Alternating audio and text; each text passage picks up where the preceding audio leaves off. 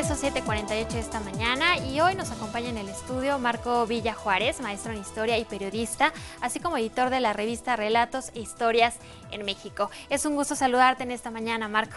Hola, muy buenos días a tu audiencia también, a tu equipo de trabajo.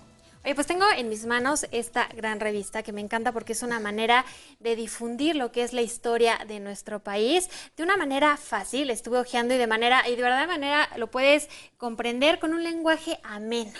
Sí, exactamente. Esa ha sido prácticamente nuestra labor desde hace ya más de una década que tenemos en circulación.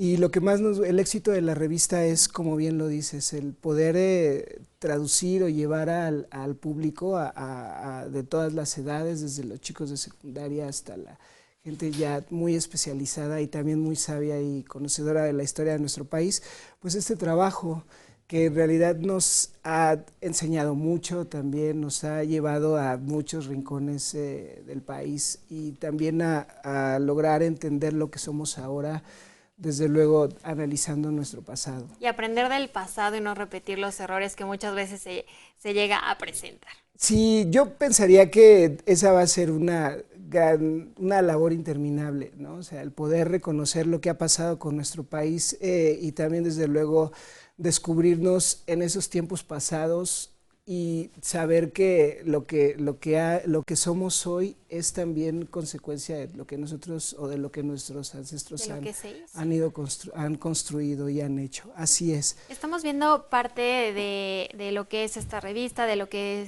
viene en este número vigente, en esta edición, y pues una manera diferente de contar la historia. Sí, bueno, en este número que presentamos en este momento es el que está en circulación ahora en los puestos de periódicos en todo el país, en las tiendas de autoservicio, y nuestro número de portada se dedica específicamente o se llama El invento de una nación, escrito por el doctor en historia Alfredo Ávila Rueda. Bueno, en este artículo brevemente lo describo. Se trata de saber por qué nos llamamos México, en qué momento se decidió esto, qué éramos desde luego antes, porque nosotros hasta ya muy entrado el siglo XX, en el siglo XXI incluso nos llegamos a decir que nos llamábamos Nueva España y se llega también a pensar que Nueva España era un país, ¿no? Sin embargo, no es así y Alfredo Ávila se encarga de desmitificar este mito. Nueva España es prácticamente un concepto acuñado en el siglo XX. Antes de eso, Nueva España eran diversos territorios unidos que la única identidad que tenían en común era era que formaban parte de la metrópoli, ¿no? Eran gobernados por la metrópoli. El norte, el sur tenían su propia concepción de sí mismos, incluso en el norte, por ejemplo, en los actuales territorios de Tamaulipas, Sonora, Coahuila, entonces Nuevo México, California, se pensaba o más se tenía la idea de que eran territorios independientes y así se manifestaban siempre, estaban reacios o rejegos a los designios del virrey. Nueva España, a partir de 1821, tras la consumación de la Guerra de Independencia, se empieza a forjar ya una identidad. Entonces, por ejemplo, este señor Bustamante, un abogado oaxaqueño, fue el primero que escribió el concepto o el gentilicio mexicano para designar a todos como un pueblo que descendía de los mexicas. Interesante. Pero, sí, y bueno, de ahí en lo sucesivo, esto fue entrando en diferentes discusiones y polémicas entre los que decían que sí, los que decían que no, los que querían proseguir con el apego a la metrópoli, etcétera, un sinfín de cosas. En este número también continuamos con nuestro trabajo de divulgar la historia, pero no solo la política, ¿no? Sino también la cuestión cultural. Social, cultural, cómo sí, se vivía. La historia de las mentalidades, por ejemplo, la concepción del cuerpo. Bueno, uno de los artículos que recomendamos muchísimo y por el cual también hemos recibido ya decenas de cartas. Agradecemos también mucho a nuestros lectores que nos hacen... a los fieles lectores y a sí, los nuevos que estamos invitando a que la conozcan. Sí, sí, sí, fíjate que muchos de ellos nos dicen, no, nos escriben, oye, tenemos muchos años con la revista, la coleccionamos desde el número 1 y la verdad es que es muy gratificante recibirlo. Ellos mismos son los que nos han invitado a compartir o a investigar más de esta historia cultural. Afortunadamente para eso tenemos grandes especialistas, ¿sí?, que nos hacen llegar sus trabajos. Sí, y nosotros pues lo que hacemos es, como tú lo mencionaste al principio, adaptarlos. Por ejemplo, me gustaría mucho hablar de un artículo en este número en el que tratamos sobre el origen de la palabra maguey, ¿no? O sea, ¿por qué la llamamos maguey y por qué no la llamamos octli, como debiera ser en la lengua originaria, que es el náhuatl, ¿no? Aquí, por ejemplo, desde... Justamente aquí lo tenemos. Sí, exactamente. Bueno, sí, ahí viene... Como bien dice el subtítulo, es una imposición en el habla cotidiana después de la conquista. Cuando los españoles empiezan a registrar todo lo que ven lo que van descubriendo, todo lo que les parece novedoso, encuentran con esto. Bien sabemos hoy todos los mexicanos que se trata de una bebida embriagante, ¿no? Bueno, octli, por ejemplo. Favorita por muchos. Favorita por muchos, y por ejemplo, ellos parece que deriva del vocablo pulcu, que tiene a su vez un origen de la cultura aragahuaca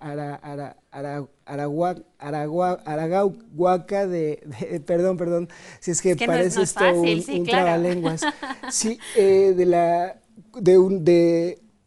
las culturas originarias de Chile. Bueno, el asunto es que Francisco Javier Clavijero la registra por primera vez así, ¿no? Sin embargo, ya con el tiempo esta versión se demostró que carecía de veracidad y que incluso él habían confundido a esa cultura con ahora sí la cultura arahuaca, ¿no? Que era también un pueblo que habitaba entre la Española y Cuba. Cuando los conquistadores llegan ahí, antes de venir para acá, para México. Y bueno, de ahí el uso se extendió por toda América y desde luego también en la metrópoli. Entonces, bueno, de ahí también nuestro especialista, sí, nuestro especialista habla de eso. Tenemos también rápidamente otro artículo que nos pareció fascinante, que es el de las primeras fotografías de guerra en el mundo. Se cree que aquí, a partir de recientemente se publicó la correspondencia de un soldado norteamericano que vino a la guerra México-Estados Unidos, aquella batalla que nosotros identificamos como la de los niños héroes, la batalla de Molino del Rey, pero bueno, hubo muchísimas más batallas de las que también nos ocupamos. Pero bueno, aquí esto se da a partir de la correspondencia de este soldado Philip Schwartz. Él hace las primeras tomas sobre cómo va ingresando el ejército norteamericano.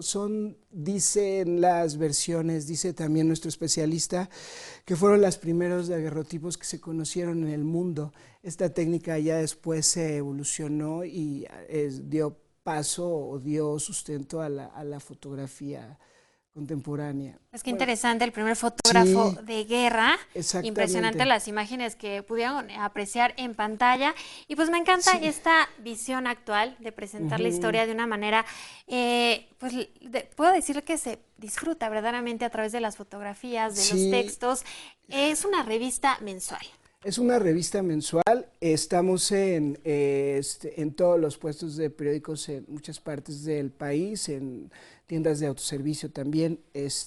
Para que la busquen, aquí la tenemos, Relatos e Historias en México, también la pueden consultar a través de www.relatosehistorias.mx. Marco, te quiero agradecer muchísimo por tu tiempo, por venirnos a narrar parte del contenido que tenemos en estas 96 páginas que forman esta edición. Sí, muchas gracias. Agradecemos también a nuestros lectores, a nuestros especialistas, a los diseñadores, al iconógrafo que hace también esta magistral labor de difusión a través de la imagen. Pues felicidades por divulgar la historia. Sí, muchísimas que la disfruten y que la conozcan a todos los que nos acompañan esta mañana. Gracias. Muchísimas gracias a ti, Marco Villajuárez, maestro en historia y colaborador en la redacción y edición de esta revista. Es correcto. Muchísimas gracias. Yo te invito a que nos acompañes a continuar Gracias. con este espacio de noticias y les presentamos los titulares más importantes del Estado de México.